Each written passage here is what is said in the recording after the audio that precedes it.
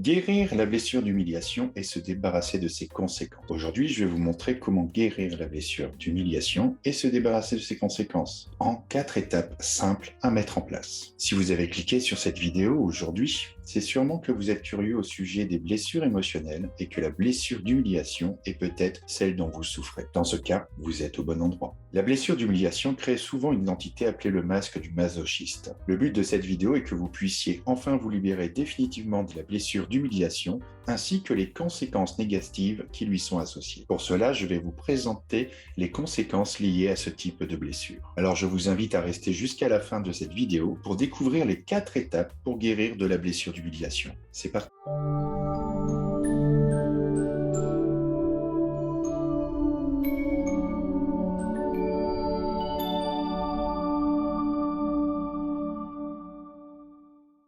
Si vous ne me connaissez pas, je suis Mathieu Gourmet, fondateur d'Herméveil, et j'aide les personnes anxieuses à atteindre plus de sérénité grâce à leur inconscient. Au travers de mes contenus, de mes accompagnements ainsi que de ma formation, je vous partage des infos pour comprendre vos mécanismes inconscients et comment il vous est possible de gérer votre stress, anxiété et angoisse. Si cela vous intéresse, alors je vous invite à liker cette vidéo et à vous abonner à cette chaîne et d'activer la cloche pour ne rien manquer.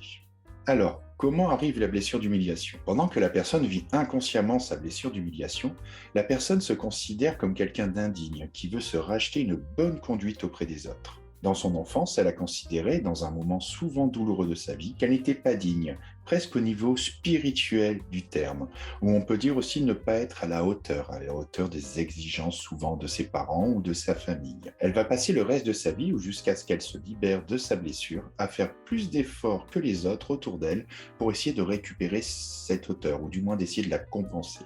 Alors cette blessure arrive souvent quand l'un de ses référents joue sur la culpabilité par rapport à ses actes. Tu veux vraiment me faire de la peine? Regarde comme tu me fais souffrir. Elle a un tel dégoût de sa propre valeur qu'elle cherche à faire des bonnes actions, un peu comme un mécanisme de repentance. Elle pense être inconsciemment un monstre et par son dévouement aux autres, elle va chercher à se racheter une bonne conduite. C'est aussi une personne en société qui va se diminuer en permanence. Alors pas à chaque fois, mais l'anxiété sociale peut avoir pour origine la blessure d'humiliation. Alors les personnes qui souffrent de la blessure d'humiliation vont créer des peurs profondes. Souvent, c'est une personne qui va ressentir de la honte et elle va s'interdire de se faire plaisir, voire inconsciemment créer ou interpréter les circonstances autour d'elle pour ne pas avoir accès à son plaisir. C'est aussi une personne qui va être consciente de sa part d'ombre et cela peut lui faire très peur. Paradoxalement, la personne qui souffre de la blessure d'humiliation a très peur d'être seule, au point qu'elle préfère être en mauvaise compagnie plutôt que d'être seule. Et même, il peut arriver qu'en cas de conflit avec les autres,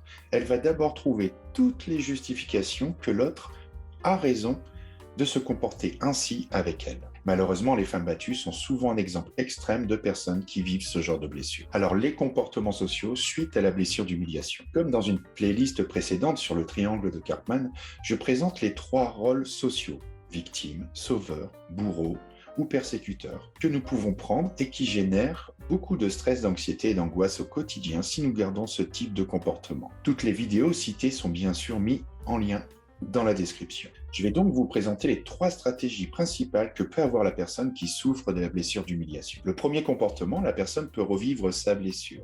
C'est une personne qui va se sentir inférieure aux autres.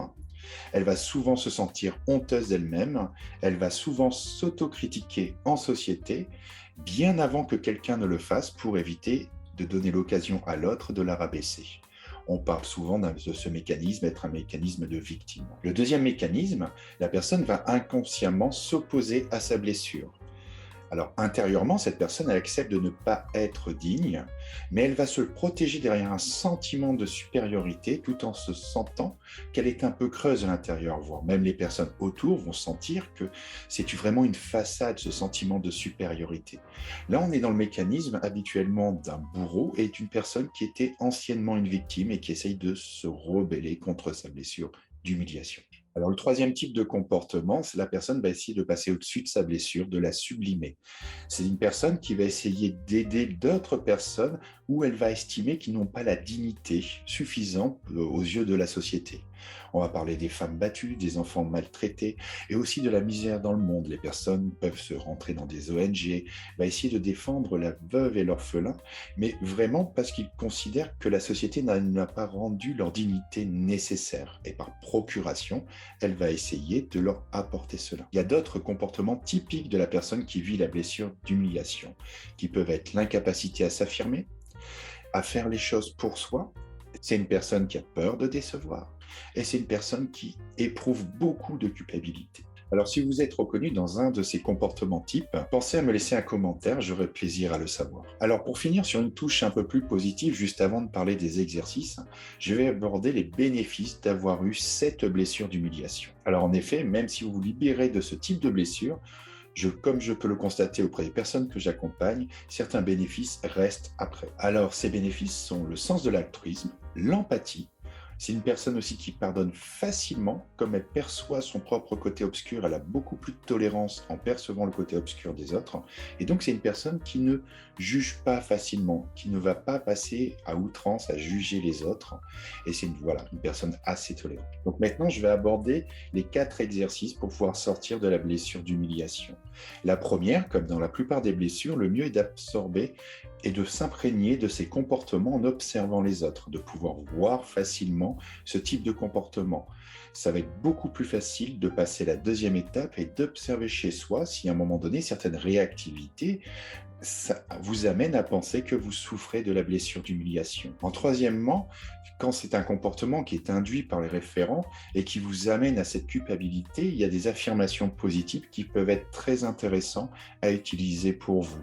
Donc c'est toujours dans de l'intimité, hein, c'est des phrases qui ne sont pas faciles à dire en public. Et la première, ça va être de me donner le droit d'exister. Je suis heureux de me donner le droit d'exister.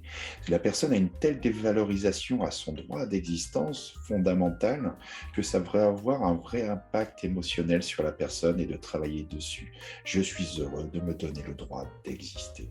La deuxième affirmation positive qui va être utile pour une personne qui souffre de la blessure d'humiliation, c'est de se donner le droit de se faire plaisir. Et donc cette deuxième affirmation qui peut être travaillée, donc comme toutes les affirmations, une trentaine de fois, un petit peu tous les jours, devant la glace, j'ai le droit de me faire plaisir maintenant. J'ai le droit de me faire plaisir maintenant. La quatrième étape pour les personnes qui sembleraient que ce soit un peu plus ancré et qui aient une blessure émotionnelle qui se cache derrière vraiment ce mécanisme de la blessure de trahison, de ce masque de masochiste, eh ben, c'est quand même toujours mieux d'aller voir un professionnel qui va vous aider à revenir à l'origine où cette blessure est arrivée pour pouvoir aider à la corriger, à la soigner. Et là ensuite, vos phrases d'affirmation positive pourront terminer le travail en autonomie. Alors faites-moi savoir ce que vous avez pensé de cette vidéo en commentaire. N'oubliez pas de liker cette vidéo si elle vous a plu et de vous abonner pour ne louper aucune autre vidéo. À la semaine prochaine pour la prochaine vidéo. Bye.